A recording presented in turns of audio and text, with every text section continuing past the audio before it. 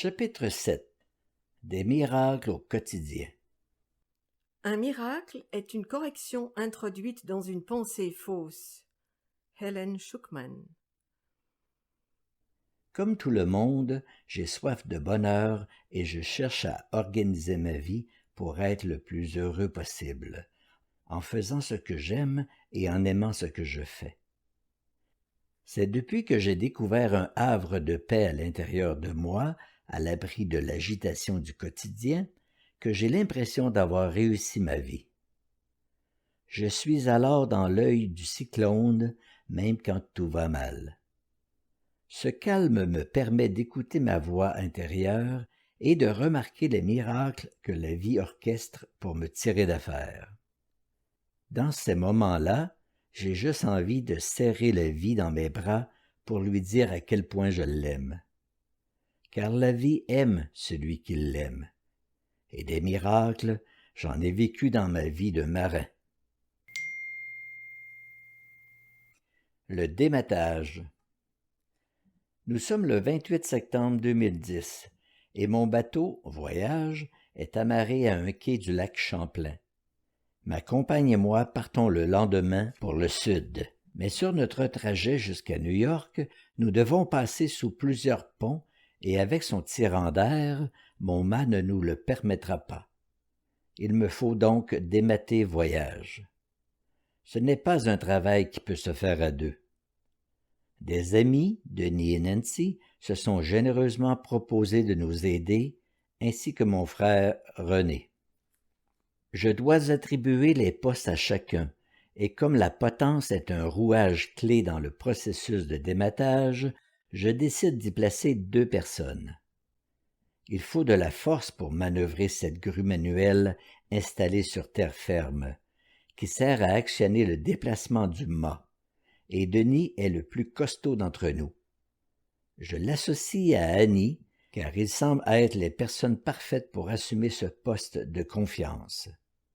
Nancy sera à l'avant pour guider la tête du mât sur un chevalet, alors que mon frère et moi, nous nous occuperons du pied, qui reposera sur un autre chevalet à l'arrière du bateau. Mais voilà que Denis refuse catégoriquement de se faire aider. À 2 reprises, il renvoie Annie à bord du bateau. Pour éviter la discorde, je le laisse seul à la potence et demande à Annie de rejoindre Nancy à l'avant. Après avoir minutieusement calculé le point d'attache, je grimpe jusqu'à mi-mât pour fixer un câble à l'aide d'un nœud marin suffisamment solide pour retenir ce tirant d'air de 48 pieds de long et d'environ 300 livres, tout en permettant à son pied de basculer légèrement vers mon frère et moi, et à la tête d'être arrimé sur le chevalet par les 2 filles. Je m'occupe donc de déboulonner le pied du mât et fais signe à Denis qu'il peut commencer à le soulever. Il se met à actionner la manivelle. Il faut chaque fois un demi-tour de manivelle pour que l'engrenage monte d'une seule coche et que la clenche de sécurité puisse s'introduire dans la roue dentée pour empêcher le mât de redescendre. Une fois dans les airs, le mât se positionne horizontalement comme prévu, sa base pointant légèrement vers le bas. Je fais signe à Denis qu'il peut entamer la descente pour que nous le couchions sur les chevalets. Pour ce faire, il doit inverser la manœuvre, c'est-à-dire qu'il doit tirer sur une manette qui inverse la rotation des roues dentées, tout en continuant de tourner la manivelle dans le même sens qu'auparavant. Après quelques tours, le mât commence sa lente descente au-dessus de nos têtes. Mais ce processus prend beaucoup plus de temps que celui de la montée. Denis trouve la manœuvre bien trop lente et il décide de l'accélérer. Il maintient d'une main la manivelle qui règle la descente du mât et de l'autre, il retire le cran de sécurité. Il n'a pas imaginé que même avec une force telle que la sienne, retenir 300 livres d'une seule main tient du rêve. Et ce qui devait arriver arriva. En une fraction de seconde, la manivelle se met à tourner à la vitesse d'une hélice. Denis tente de la retenir, mais la poignée frappe son avant-bras qui se fracture, puis la manivelle s'envole dans les airs avant de fendre l'eau et de disparaître dans le lac Champlain. Quant à nous qui sommes sur le bateau, nous voyons le mât descendre à toute vitesse au-dessus de nos têtes. Pas le temps d'avoir peur ni même de comprendre ce qu'il se passe.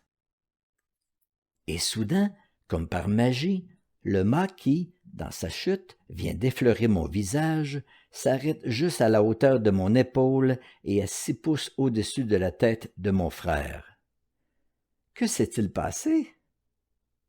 Nous apprenons plus tard que la clenche de sécurité qui avait été désactivée s'est inexplicablement enfoncée entre 2 dents de la roue, ce qui eut pour effet de bloquer la descente du mât. Pendant que Denis hurle de douleur en sautant dans tous les sens, René et moi, nous nous regardons hébétés. Nous venons d'échapper à la mort dans le pire des cas, et dans le moindre, à des dégâts qui auraient empêché notre départ du lendemain. Puis je me demande ce qui a bien pu se passer pour que les choses aient tourné aussi dramatiquement. Mon nœud ou le câble avait-il lâché? Non, rien de tout cela. Simplement une mauvaise décision due à l'impatience de celui qui, en étant à la potence, tenait notre vie entre ses mains. Pendant que les autres se remettent de leurs émotions en se félicitant de cet heureux hasard et de la chance extraordinaire qu'ils ont eue, de mon côté, je remercie calmement et en silence l'Esprit divin, mon guide, qui nous a sauvés de sa main protectrice.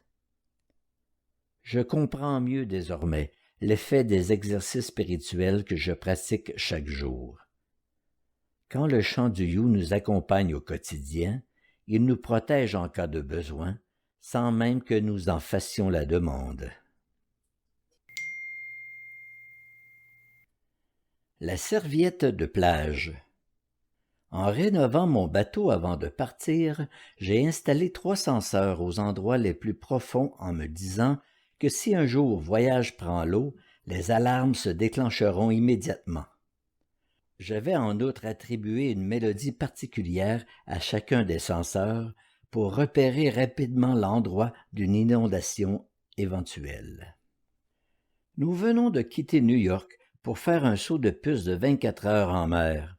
Nous sommes à 8 ou 10 milles de la côte quand l'alarme pour Élise de Beethoven se déclenche. Ayant reconnu celle de la cale moteur, j'ouvre son compartiment et je découvre qu'il est à demi inondé. Mais d'où vient toute cette eau? Il n'y a pas de passe-coque à cet endroit. Le passe-coque est une pièce métallique faite d'un tube fileté avec une valve et une rondelle d'étanchéité servant de connecteur entre l'intérieur et l'extérieur du bateau. J'avertis ma compagne qui est à la barre de changer de cap pour se diriger immédiatement vers la côte. Je redescends dans la cale pour investiguer le pourquoi et le comment d'une telle infiltration d'eau de mer. Dans la cabine arrière, j'ouvre les compartiments qui me donnent accès à la partie postérieure du moteur et à la transmission. Au passage, je saisis une grande serviette de plage que je place autour du cou pendant que j'évacue l'eau de la minuscule cale, seau après seau, que je remplis à l'aide d'un gobelet et d'une éponge. Peu après, je repère l'endroit où l'eau s'infiltre. C'est par le presse-étoupe.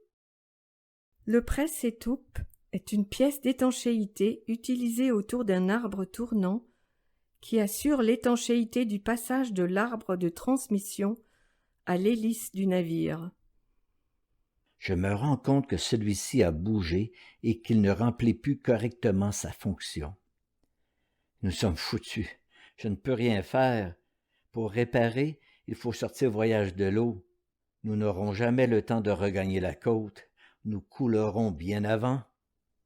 Je prends nerveusement la serviette autour de mon cou pour éponger l'eau qui gicle un peu partout, car l'arbre de transmission continue de tourner puisque le moteur fonctionne. Désespéré, ne sachant que faire ni que penser, je suis comme dans un état second. J'entends vaguement ma compagne angoissée qui, du cockpit, m'interroge d'une voix forte sur ce qu'il se passe.